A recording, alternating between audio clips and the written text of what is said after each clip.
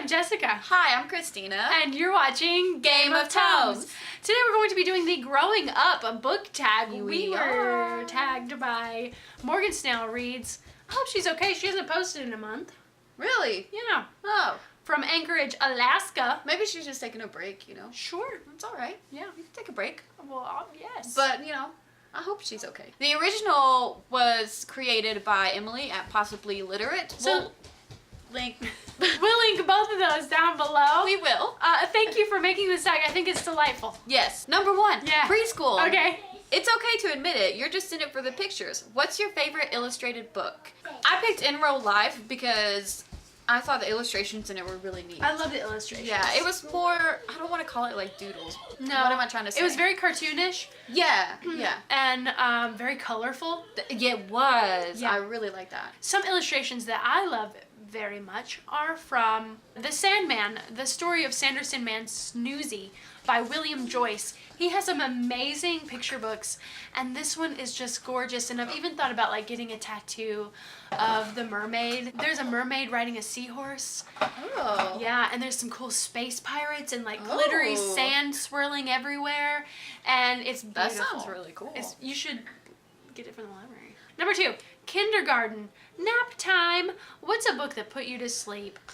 I read Wuthering Heights by Emily Bronte on my Kindle, and I usually just read a little bit when I lay down at night, and I just couldn't get into it.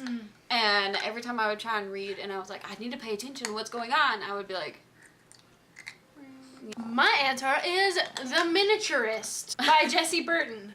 It just wasn't what we thought it was going to be, I think. No, the synopsis is misleading. Pretty misleading. Yeah. I love the cover. I do too. I think it's gorgeous. It's a beautiful cover. Boring. Yeah.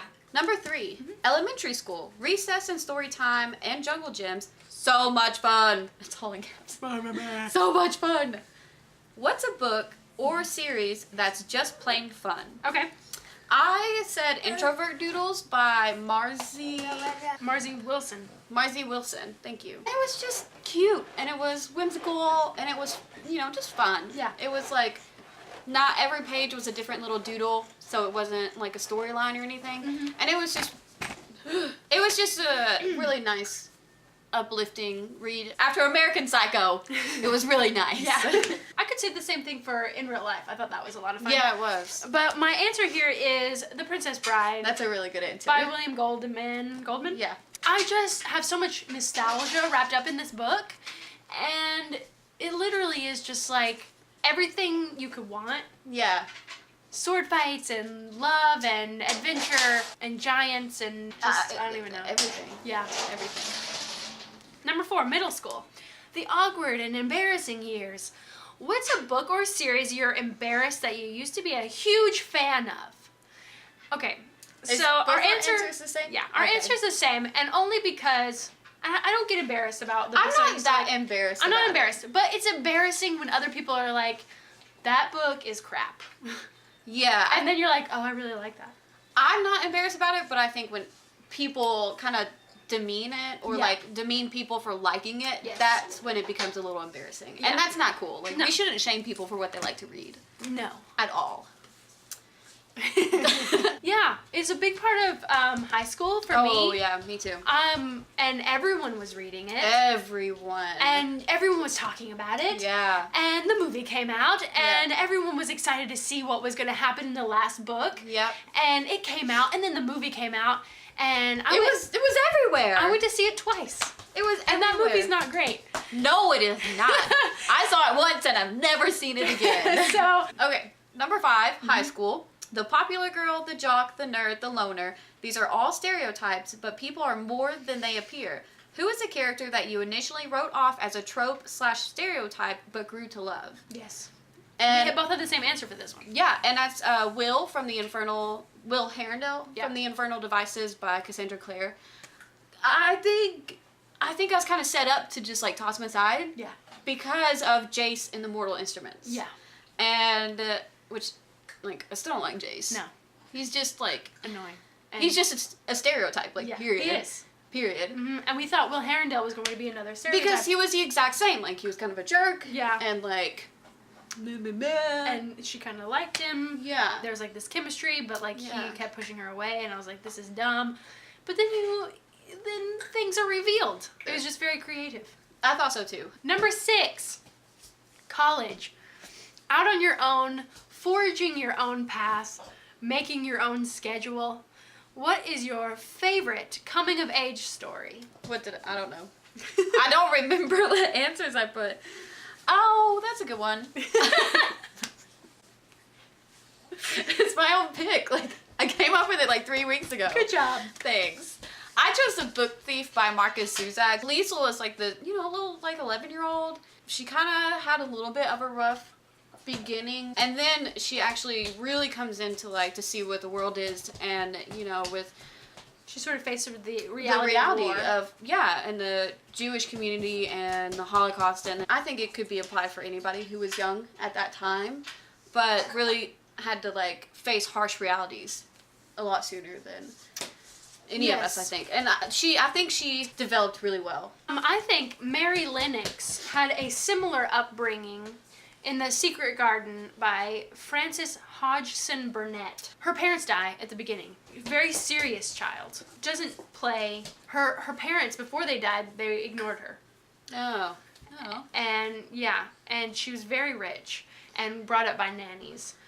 And then they die, and she doesn't know how to process that because she never really felt loved by her parents anyway. Yeah. She goes from that mansion in India, British India, to Europe, and then she discovers that there is her cousin is there, and he's crippled, and he's never seen he's never been outside, and they say it's not good for him. They kind of help each other grow up and learn what life is about, and they help her uncle, discover that it's okay to love again. And anyway, it's a really great story. That sounds really good. Last question, number 7. Adulthood. Taxes and retirement accounts and car payments. Oh my. All depressing, but you still have a sense that the world is your oyster. What is a book that's depressing but also has a sense of optimism to it? Yeah. And let's show both of our answers at the same time. I think they're similar. both and I think they're both actually excellent. Okay. I have here One Flew Over the Cuckoo's Nest by Ken Kesey. And I have The Bell Jar by Sylvia Plath. That one is literally about depression. Yeah. And these characters are in a psychiatric ward. Some of them are depressed, I would say, along with an array of other mental disorders. Yeah. Both books discover, kind of, like, work through the meaning of life and what it's... Yeah, I would say so. And they're both very sad, but beautiful. When I finished both of these, I kind of felt like the same emotion. They are tragic books. Yeah. But at the same time, it's like, there's something about it that's like, seize the day. This is your life, like, just... Live it. Yeah, do what you want and, like, realize that it's too short. These 2 books are definitely ones that, like, they change you as you read it. I agree, yeah. And a good note to end on. Yeah, I Okay. agree. So we're going to tag 3 people. Yeah. We're going to tag Lisa over at Brand New Book Smell. Vanessa from Paper Fairy. And, of course, Samantha from Leanne's Lit. Oh, your husband's home. Yeah, he's home for his lunch. When you play the Game of Tomes. You read or you die. Come be our friends. I'm Jess Game of Tomes on Twitter. And I'm Christeena, G-O-T. And we hope you're reading a great book. Bye. Bye. Hello. Edit it how you wish. Okay. But edit that out. All right.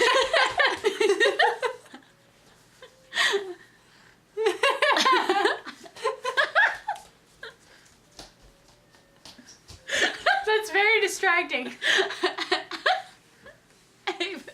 Abe, he still has the same face, for the record. Oh, like, I'm kind of over it. Yeah, me too. Read what you want. Thanks. You're welcome. You have my permission. Okay. Santa. Santa.